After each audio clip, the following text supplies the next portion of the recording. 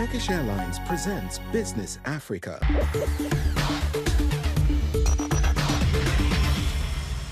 Bonjour et bienvenue dans cette nouvelle édition de Business Africa. Je suis Yasmina El Abassiré et voici les titres. L'Afrique envoie aujourd'hui plus d'argent à la Chine qu'elle n'en reçoit. Entre baisse des prêts et échanges commerciaux en hausse, la coopération sino-africaine se recentre sur l'économie réelle. En Libye, la crise des liquidités bloque l'économie. Retrait limité, billets rares et paiements électroniques défaillants compliquent le quotidien des citoyens. Abidjan se positionne comme un hub régional de créativité. Ses industries culturelles et artistiques créent emplois et attractivité pour la Côte d'Ivoire. Selon l'Université de Boston, l'Afrique envoie plus d'argent vers la Chine qu'elle n'en reçoit, reflétant la chute des prêts chinois et la hausse des échanges commerciaux. Cela marque la fin d'une ère de financement massif et le début d'une coopération centrée sur l'économie réelle et le développement local. Les relations économiques entre la Chine et l'Afrique évoluent. Un récent rapport montre que le continent africain envoie aujourd'hui plus d'argent vers la Chine qu'il n'en reçoit, une situation liée à la baisse marquée des financements chinois et à la montée des échanges commerciaux. Pendant plus d'une décennie, la Chine a été un partenaire financier majeur de l'Afrique. Selon la base de données de l'Université de Boston, les prêts chinois au continent ont dépassé 10 milliards de dollars par an entre 2012 et 2018, avec un pic à 28,8 milliards de dollars en 2016. À partir de 2019, la tendance s'inverse. Les prêts chutent de plus de 60% à 6,8 milliards de dollars, puis s'établissent en moyenne à un peu plus de 2 milliards de dollars par an depuis 2020. En 2024, ils atteignent 2,1 milliards de dollars, soit une baisse de plus de 90% par rapport au pic de 2016. Dans le même temps, les flux financiers entre l'Afrique et la Chine se transforment. Les remboursements de dettes, les importations africaines et les revenus rapatriés vers la Chine dépassent désormais les nouveaux financements entrants. Cette évolution s'explique par un changement de stratégie des prêteurs chinois, devenus plus prudents, et par des contraintes de financement côté africain liées aux restructurations de dettes et au choc économique post-pandémie. Elle marque aussi une phase de consolidation. Plusieurs pays africains réduisent leur recours à l'endettement extérieur, renégocient leurs accords et privilégient des projets plus ciblés, notamment dans l'industrie, l'énergie et la transformation locale. Ces données traduisent une relation sino-africaine moins centrée sur les volumes de prêts et davantage sur les échanges économiques, dans un contexte où l'Afrique cherche à renforcer sa soutenabilité financière et sa capacité de négociation. Nous recevons le professeur Yoro Diallo, chercheur principal et directeur du Centre d'études francophones à l'Université Zhejiang en Chine. Merci d'avoir accepté notre invitation. Selon les derniers rapports, l'Afrique envoie plus d'argent vers la Chine qu'elle n'en reçoit. Ces flux, liés en partie au remboursement de la dette, freinent-ils le continent dans son développement ? Lorsqu'une dette me permet de sortir la tête de l'eau, je n'hésite pas à la prendre. Bon, en fait, lorsqu'on parle de ce basculement-là, il ne s'agit pas seulement de la Chine, mais c'est surtout, ces flux-là sont plus importants du côté des pays occidentaux. Et de nombreux médias, surtout en Occident, se focalisent sur la dette de la Chine, comme si cette dette-là était un gouffre qui empêchait le développement économique, social et culturel du continent africain. La Chine, dans ses actions économiques, elle n'impose pas son point de vue, elle n'impose pas son système, elle n'impose pas ses caractéristiques. Et le choix est fait par les pays africains, choix politique, choix social. Mais avec ces flux inversés, les dirigeants africains font-ils toujours le bon choix en continuant à coopérer avec la Chine pour l'économie ? En 300 ans de colonisation et de domination, l'état de l'Afrique était tel que nous cherchions entre les autres. En 25 ans de la création du Forum sur la coopération sino-africaine, le visage de l'Afrique a changé, le visage des capitales africaines ont changé. Depuis l'arrivée de Xi Jinping, cette coopération-là a pris un autre sens. Et le résultat est là, ces 25 dernières années.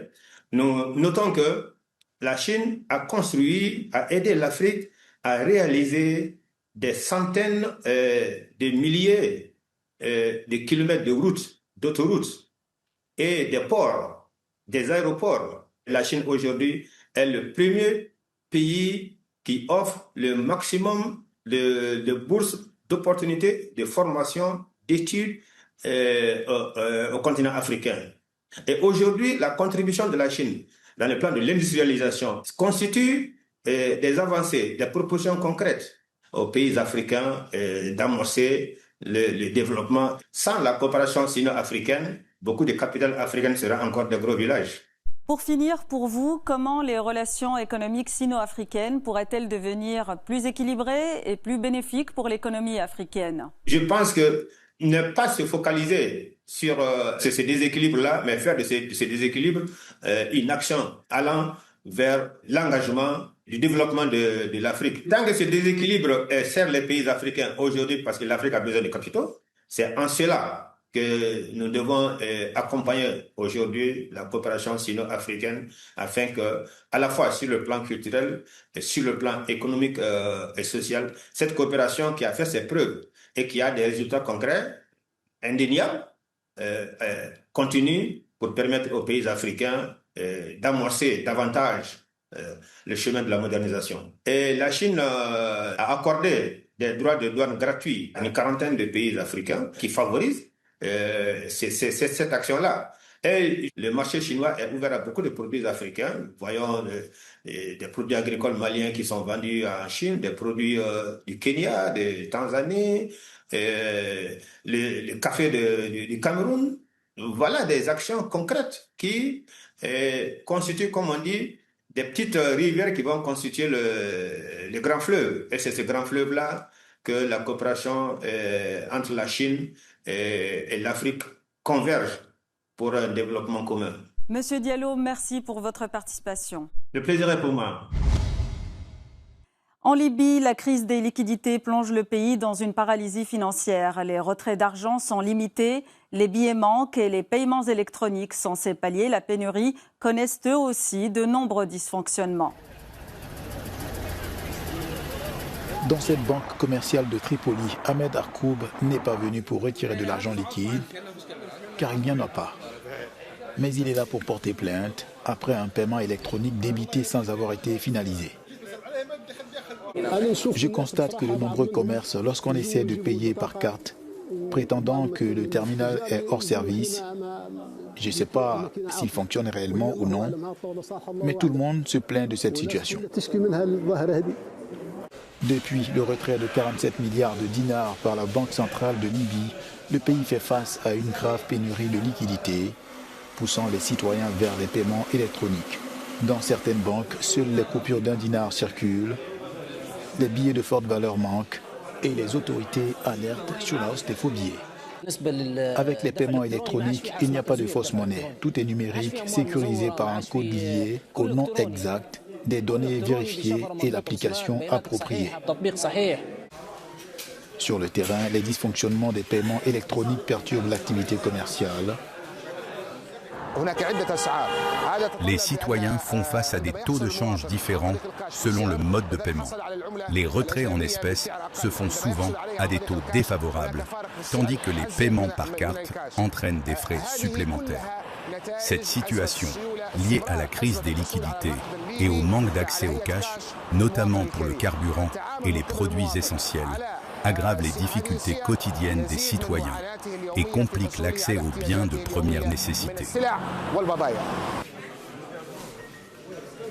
Coincés entre pénurie de liquidités et système défaillant, de nombreux Libyens peinent encore à accéder à leur propre argent.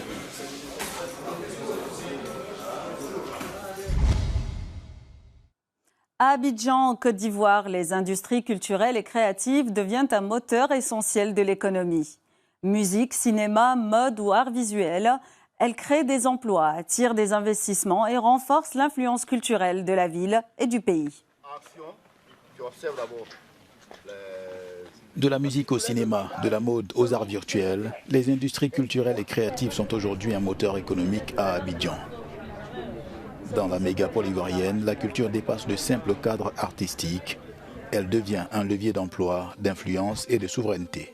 Pour nous, la souveraineté, c'est justement cette capacité à se projeter soi-même, redéfinir l'imaginaire collectif sur l'Afrique avec nos propres mots, nos propres images. Portées par une jeunesse créative et des entrepreneurs engagés, les industries culturelles participent à la construction d'un soft power africain affirmé. On a tous voulu visiter des villes américaines ou européennes parce qu'elles ont été fantasmées dans des séries ou dans des longs métrages. Je pense qu'il est temps pour nous, jeunes Africains, jeunes créateurs, de pouvoir utiliser le même chemin pour nous vendre nous-mêmes. Au cœur de cette dynamique, l'industrie musicale se distingue comme un levier économique à part entière. Aujourd'hui, la musique, c'est 50 millions d'emplois pour les jeunes de 15 à 29 ans. Et c'est dire à quel point également la musique arrive à tirer, ou sinon à attirer les jeunes partout dans le monde. Selon l'UNESCO, les industries créatives pourraient représenter 10% du PIB ivoirien d'ici à 2030.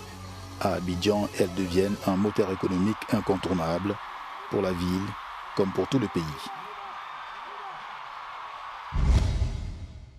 C'est la fin de cette édition de Business Africa. Merci de nous avoir suivis. Pour plus d'informations, restez sur Africa News et rendez-vous sur notre site africanews.com.